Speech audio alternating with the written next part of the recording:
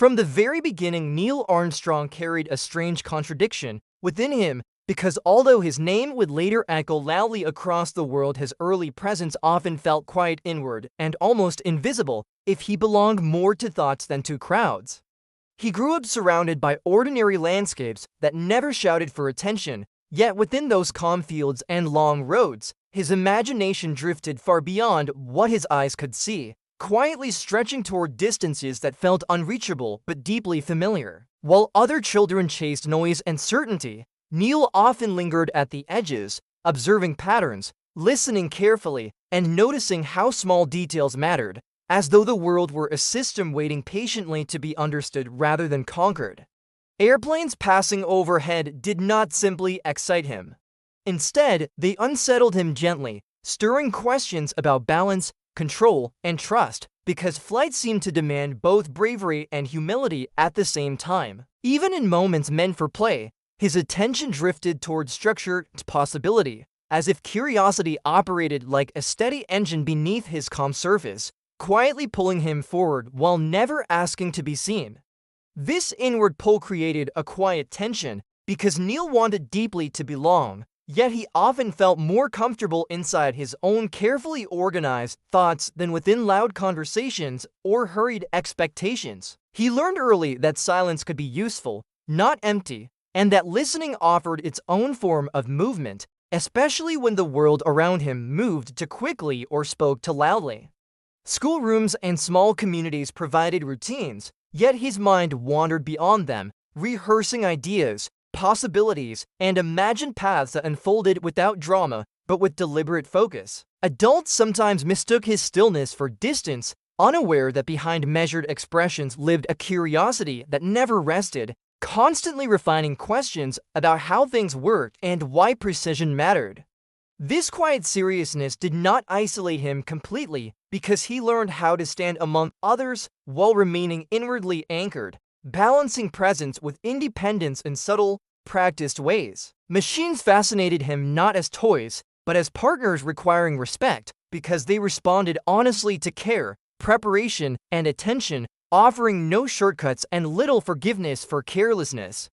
Through this lens, failure became information rather than embarrassment, a concept that settled into his character slowly and firmly, shaping patience in moments when others might rush ahead. As he grew older, responsibility appealed to him more than applause, since dependability felt meaningful in ways attention never quite matched, grounding ambition in usefulness rather than admiration.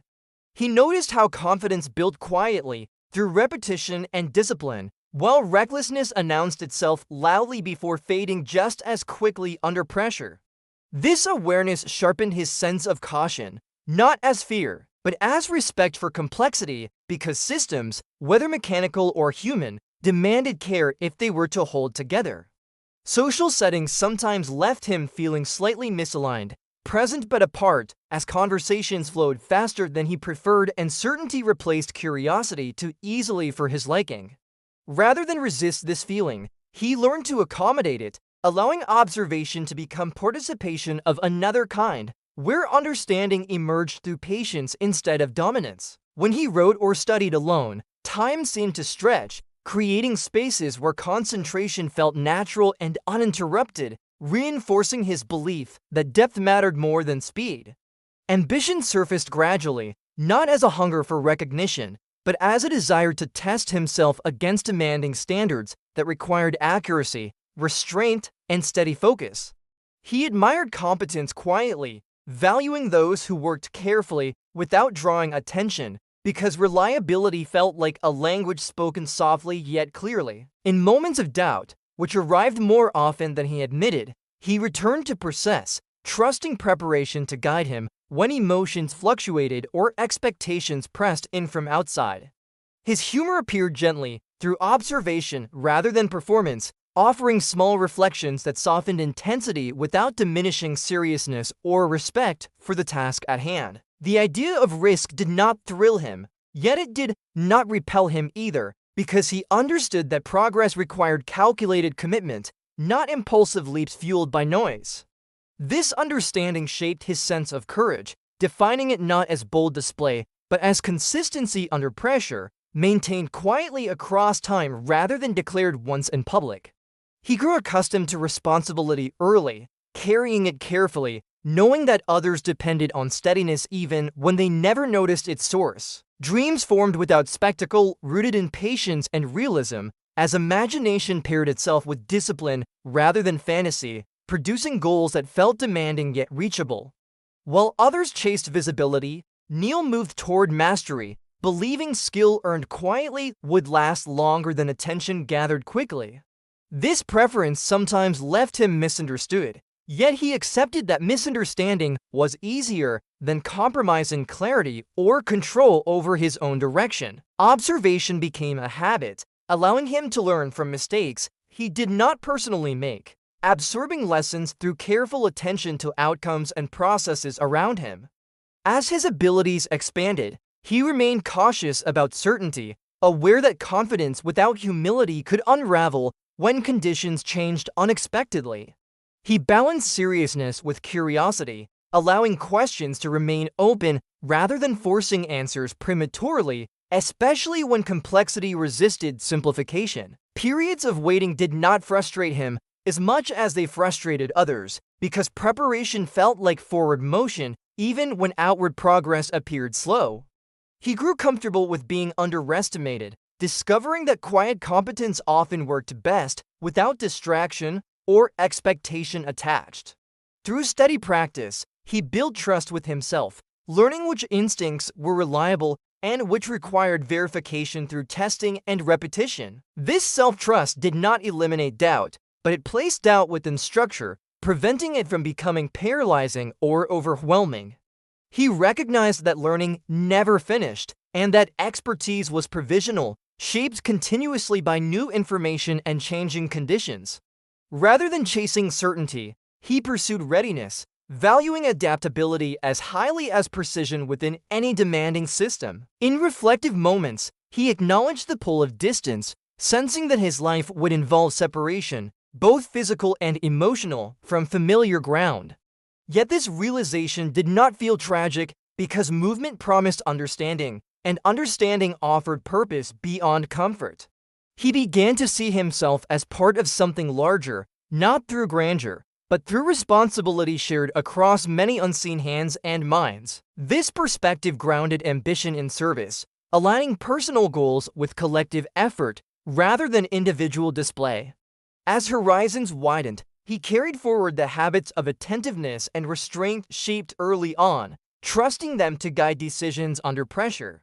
The quiet boy who once watched from the edges learned how to stand firmly within uncertainty, supported by preparation rather than bravado. Without announcing it, his inner world had already begun aligning toward paths that required calm under extraordinary conditions. What lay ahead remained undefined, yet his readiness grew steadily, shaped by patience, discipline, and a preference for substance over noise. By the end of these early years, his direction felt neither accidental nor dramatic, but quietly inevitable, resting on foundations still forming beneath the surface. As Neil moved deeper into demanding paths, the quiet habits of observation and discipline hardened into strength, because pressure no longer felt like an enemy, but instead like a familiar environment where preparation could finally reveal its true value. Training tested not only muscles and reflexes, but patience and restraint, as systems demanded trust in procedure while emotions whispered doubts that had to be acknowledged without being allowed to steer decisions too quickly. Among others who spoke loudly about bravery, Neil often spoke less, because he understood that confidence revealed itself best when actions stayed calm even as circumstances grew complicated and unforgiving. He learned that teamwork meant surrendering ego without surrendering responsibility, allowing each role to matter equally while no single voice attempted to dominate the delicate balance required for success.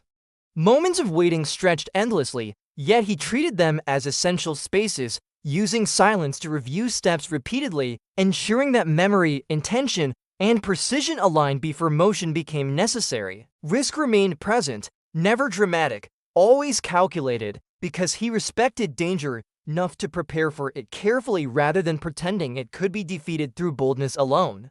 As challenges increased, Neil's inner world stayed steady, guided by habits shaped long before, where calm attention replaced panic and methodical thinking softened the sharp edges of uncertainty. Failures, whether small or unsettling, became instructors rather than verdicts, encouraging refinement instead of discouragement, because progress depended on learning faster than fear could grow.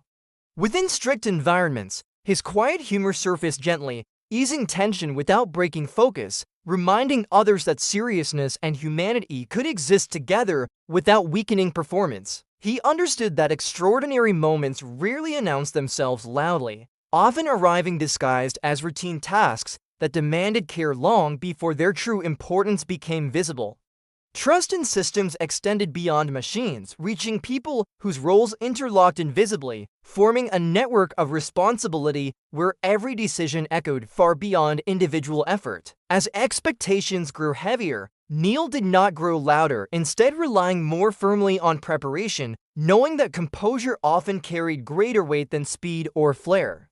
Isolation appeared again, not as loneliness, but as necessary distance, because certain responsibilities required inward focus even while surrounded by others sharing the same mission. When complexity increased, he simplified his thinking, returning to fundamentals that grounded him amid layers of information and competing signals. He accepted that fear might always exist, yet he refused to let it dictate direction, choosing respect and awareness instead of denial or bravado. Each step forward built quietly upon countless unseen decisions, reinforcing his belief that progress was rarely sudden, but carefully accumulated through persistence. The closer he moved toward defining moments, the more ordinary his routines appeared, revealing that excellence often hides beneath repetition rather than spectacle. Responsibility sharpened his sense of humility, reminding him that personal achievement mattered less than collective trust placed in careful execution. When history loomed nearby, he treated it with caution, refusing to romanticize moments that required accuracy more than imagination. His attention narrowed as necessary, filtering noise until only essential information remained, creating clarity where confusion could have easily taken hold. He recognized that leadership sometimes meant restraint, stepping back so systems and teams could function without unnecessary interference.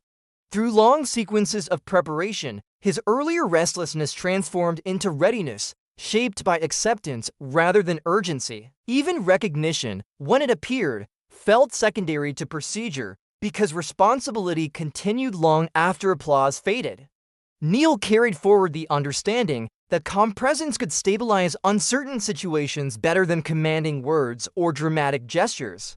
He trusted repetition, knowing that consistency under pressure revealed character more reliably than isolated moments of brilliance. As environments grew unfamiliar, his adaptability surfaced naturally, guided by foundational principles rather than impulse. He accepted the weight of consequence without allowing it to crush focus, maintaining awareness without becoming overwhelmed by significance. In moments when the unknown pressed closely, he relied on preparation to transform uncertainty into manageable steps. The relationship between precision and trust deepened, reinforcing his belief that care built reliability across every system. He learned to move forward without haste, understanding that timing mattered as much as direction. Challenges no longer felt personal, but structural, inviting thoughtful response rather than emotional reaction. Through sustained effort, Neil demonstrated that quiet competence could guide extraordinary outcomes without demanding attention. The absence of noise became an advantage, allowing clarity to dominate when distraction might otherwise intrude. Responsibility expanded, yet his approach remained unchanged, grounded in patience and methodical care. He understood that impact was not always felt immediately, often unfolding gradually as consequences revealed themselves over time. Even in defining moments, he remained anchored, focused on present tasks rather than imagined outcomes. His composure reflected years of inner alignment, where intention and action met without conflict. As milestones passed, they felt less like endings and more like continuations of discipline already established. Neil accepted that uncertainty would always return, welcoming it as a signal to prepare rather than to retreat. Reflection followed action, reinforcing lessons and strengthening habits for what lay ahead. He remained aware that others watched quietly, learning from behavior rather than statements. Legacy, though unspoken, began forming through consistency and trust. Neil's journey demonstrated that greatness could grow from restraint, patience, and calm presence. The quiet observer had become a steady participant in moments requiring balance above all else. Through careful alignment of thought and action, he proved that silence could guide history, and without celebration or declaration, his path continued forward, defined by readiness rather than noise.